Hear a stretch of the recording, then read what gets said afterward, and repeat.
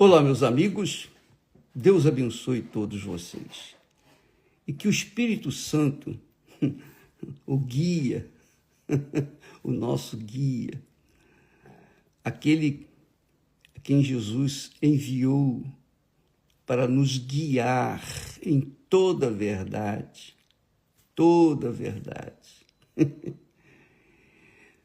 o Senhor Jesus não deixou a promessa, olha, eu enviarei um outro Consolador e estará para sempre convosco.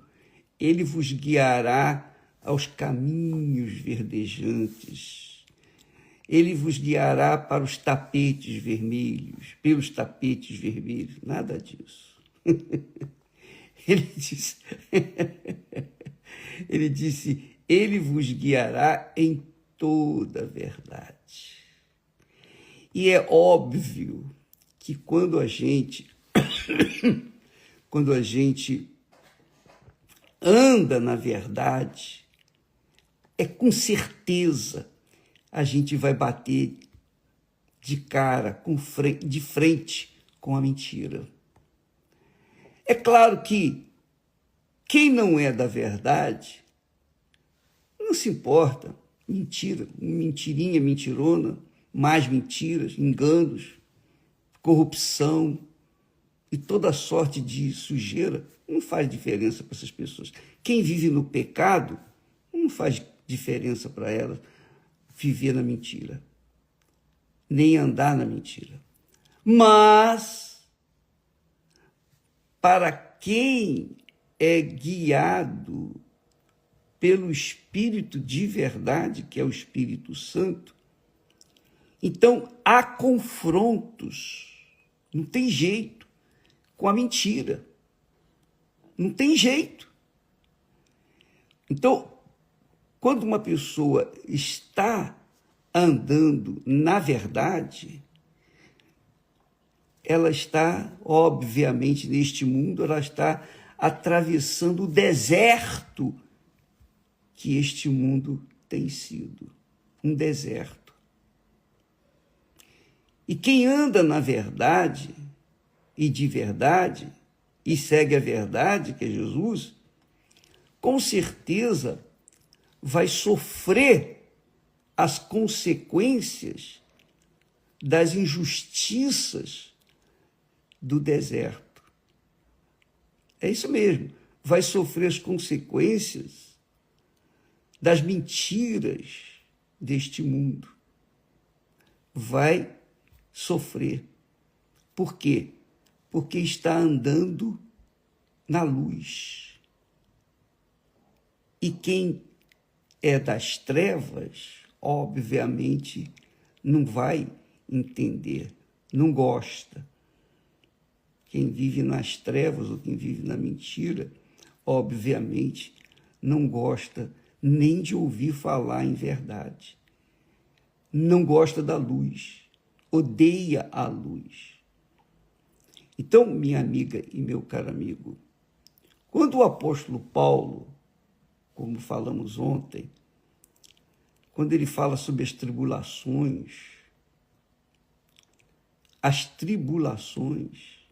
que ele passou, por que ele passou as tribulações? Porque ele estava pregando a verdade, anunciando aquilo que ele viu, ele estava testemunhando do Senhor Jesus. Então é claro, é óbvio que ele estava contrariando os interesses dos que viviam da mentira, do erro, do pecado. Então havia confrontos. Então nesses confrontos é que nós somos atribulados. São tribulações. Mas presta atenção, é preciso entender que tribulação é isso, você sofrer pela causa do Senhor Jesus. Não é sofrer pelo que você semeou de mal, não. Porque uma coisa é você colher os frutos daquilo que você semeou. E outra coisa é você colher os frutos da verdade, porque segue a verdade. Você lutar, encontrar desafios, problemas, perseguições, injustiças. Eu fui preso, não foi porque eu estava roubando, eu fui preso não porque eu estava mentindo, eu fui preso não foi porque cismaram com a minha cara, não. Eu fui preso pela religião. Eu fui preso pelos religiosos. Eu fui preso porque eu contrariava os interesses dos religiosos. Aí é óbvio, eu fui preso. Então, minha amiga, meu amigo, isso significa tribulação. Eu ser preso pela causa do Senhor Jesus. Não é porque eu fiz coisa errada, não. Isso não é tribulação. Agora, há pessoas que são cristãs, que plantam o que não devem, fazem as coisas erradas, e depois elas vão colher essas coisas, os frutos das coisas erradas, o fruto do pecado. Elas vão colher. Aí é tribulação? Não, aí não é tribulação. Aí é pecado mesmo. Ela errou, ela está colhendo tão somente os frutos do que plantou. Isso é tão forte, tão glorioso, porque Deus é tão magnífico, tão maravilhoso, grandioso, que é como falamos ainda outro dia, Deus criou os anjos e não lhes deu a obrigação, a imposição, não nos impôs fazer a vontade dele. De forma nenhuma.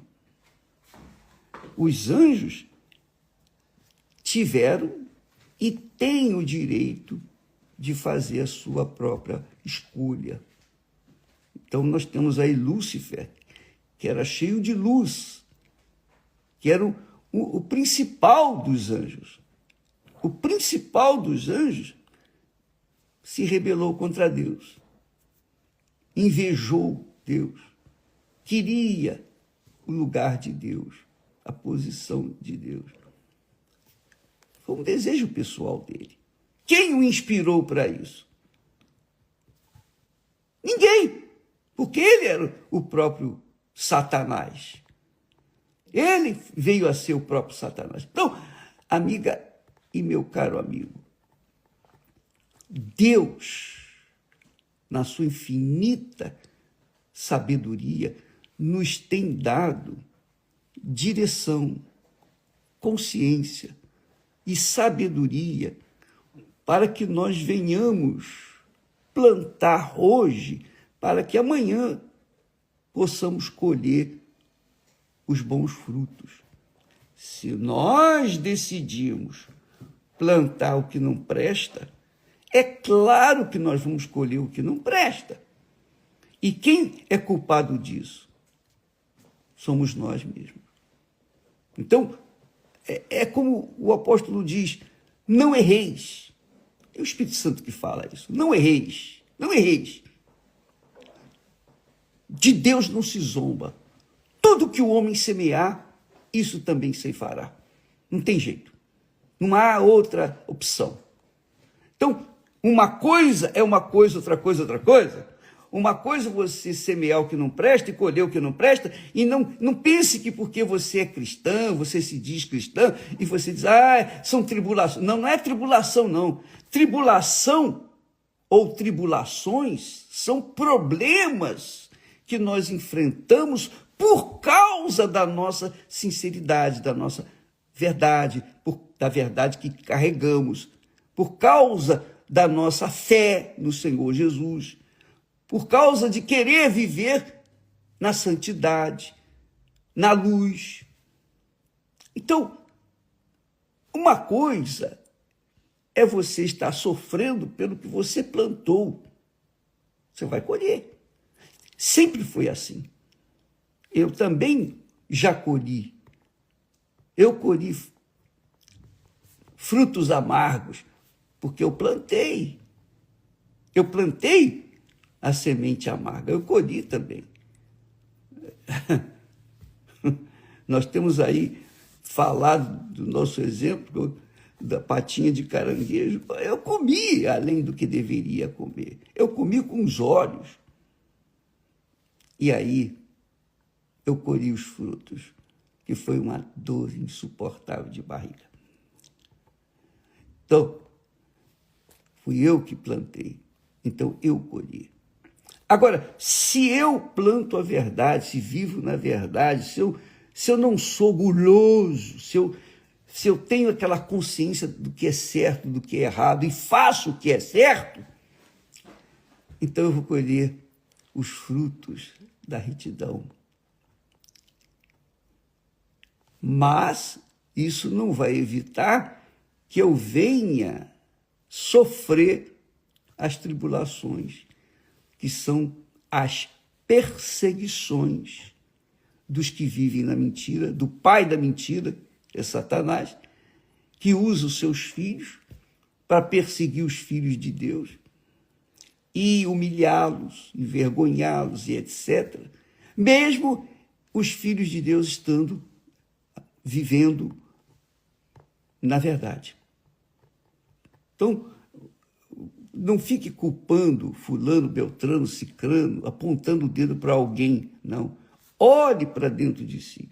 Se você está colhendo aquilo que você plantou, então o jeito é você suportar, aguentar, pedir perdão a Deus. Meu Deus, me perdoe. Ele vai perdoar, mas não vai impedir que você colha os frutos, maus frutos, não. Davi é um exemplo extraordinário. Davi, ele plantou, ele era um homem segundo o coração de Deus, tinha um coração segundo o coração de Deus. Mesmo assim, ele fez o que era errado e colheu os frutos dos seus erros. Mesmo tendo sido perdoado. Foi perdoado, mas colheu o restante dos frutos daquilo que plantou. A mesma coisa aconteceu com Salomão e todos os demais. Todos os demais. Então, por exemplo, Judas Iscariote, ele traiu Jesus. Mas traiu por quê? Porque ele cobiçou, ele desejou, ele almejou ganhar um pouco mais. Ele olhou para a riqueza desse mundo. Então, ele se corrompeu. É óbvio que por causa daquela corrupção, então ele colheu fruto do que plantou. E isso, minha amiga, meu amigo, é inevitável. Então, não pense assim, é o que muitas pessoas pensam. Elas pensam assim, eu vou na igreja, eu faço as minhas orações, eu faço isso, eu faço aquilo, eu sou dizimista fiel, eu faço... Olha, Senhor, olha aqui, meu Senhor, olha como é que eu sou certinho. É uma pessoa religiosa e cumpre com as obrigações religiosas. Mas, onde é que está ou tem estado as intenções do seu coração? Não sei. Só Deus sabe as intenções do nosso coração. E só por causa de você olhar para uma mulher e cobiçá-la, você já caiu com ela, já pecou com ela, já adulterou, enfim. Então, se a pessoa semeia o que não presta, ela vai colher os frutos amargos do que não presta.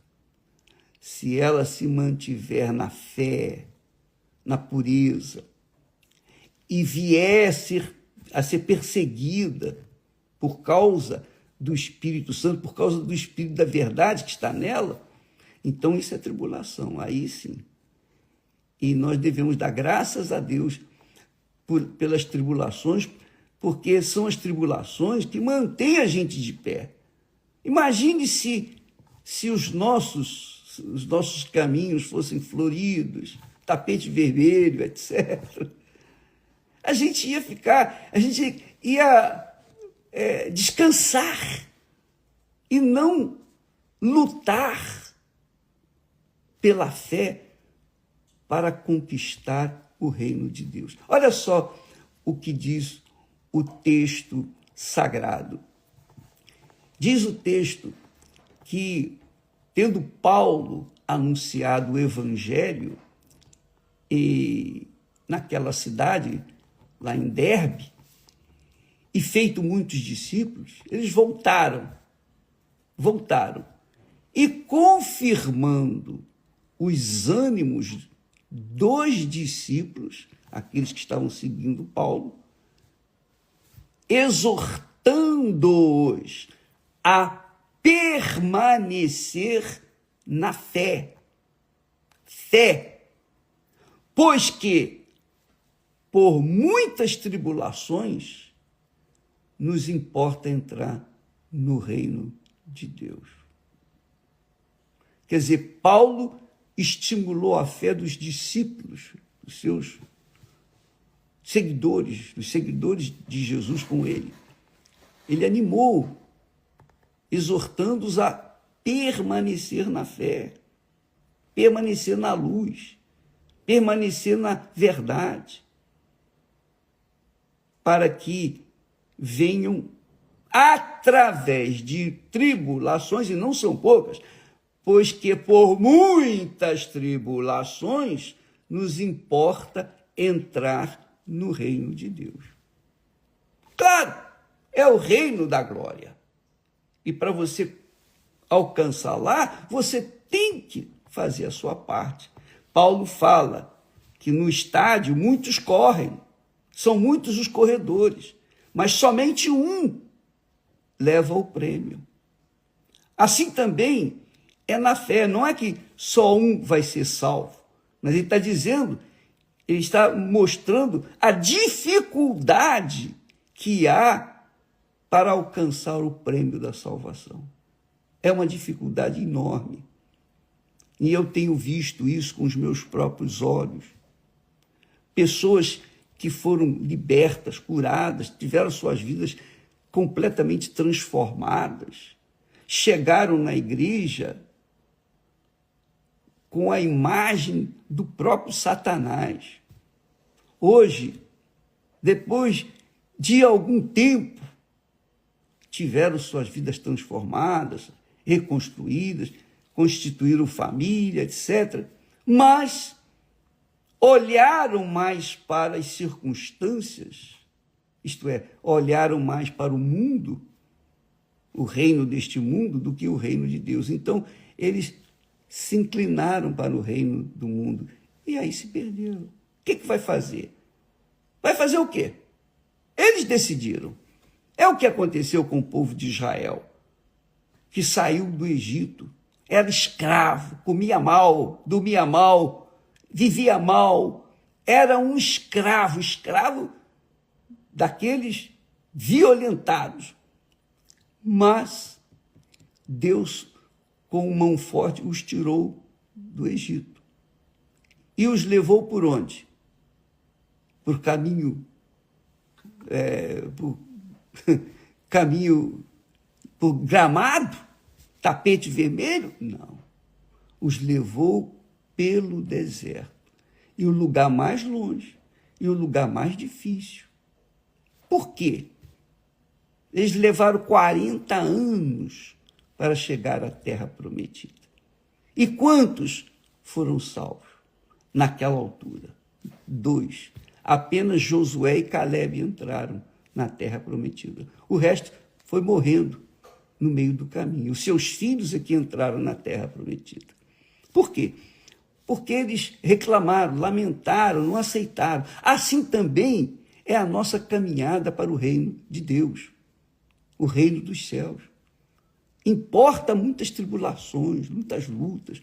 Nós vamos enfrentar injustiças toda hora, todo momento, calúnias e toda sorte de tribulação por causa da nossa fé, por causa de andar na verdade. Não interessa se o fulano anda na mentira, eu não quero saber o que o pastor fez ou deixou de fazer de errado. O que interessa é a minha salvação. Então, amiga e amigo, não fique olhando para os outros. Olhe para si. Cuide de si. Cuide da sua salvação. Porque a alma é preciosíssima, como diz o salmista. Preciosíssima. E a salvação dela, minha amiga, meu amigo, custou a alma do próprio Jesus, Senhor Jesus. Então, vale a pena você investir na sua salvação. Não fique olhando para ninguém. Não fique observando os outros. Não fique com inveja dos outros. Se conquistaram, se não conquistaram, nada disso. Olhe para si. Eu lembro, na minha juventude, quando me converti, o Espírito Santo fez o trabalho em mim. Dá licença.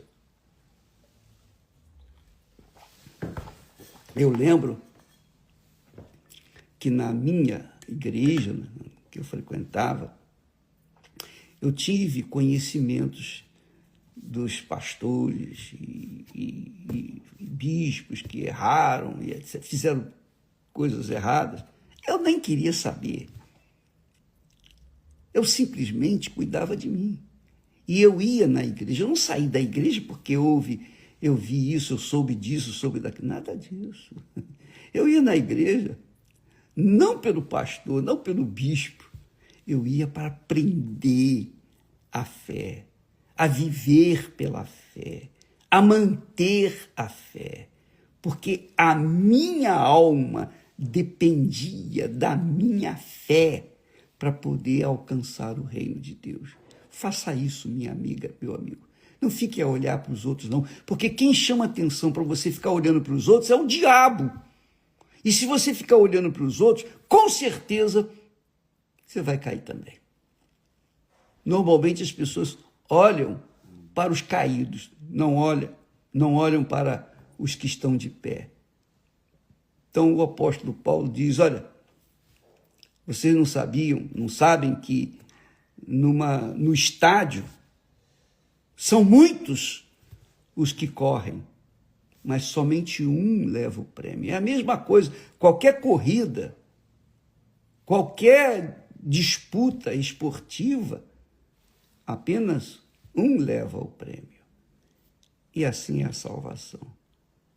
Você tem que priorizar a sua salvação, guardar a sua alma, cuidar da sua salvação. Não fique olhando para os outros, não.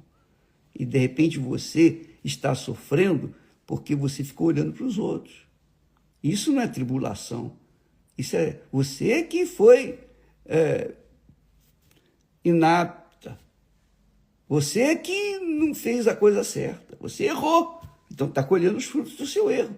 Agora, tribulação não. A tribulação é você ser injustiçada por causa da justiça. A pessoa injustiçada, ela é injustiçada porque ela estava procedendo de forma correta, justa, mas fizeram mal, plantaram, semearam, fizeram alguma coisa ruim para com ela, por causa da sua fé. E é isso que o diabo quer. Ele quer que as pessoas se sintam vítimas e acabem desanimando na fé. O diabo não pode tocar nos filhos de Deus, mas ele pode soprar os pensamentos dele. E é isso que ele faz. Ele fez com Jesus. Ele fez isso com Jesus.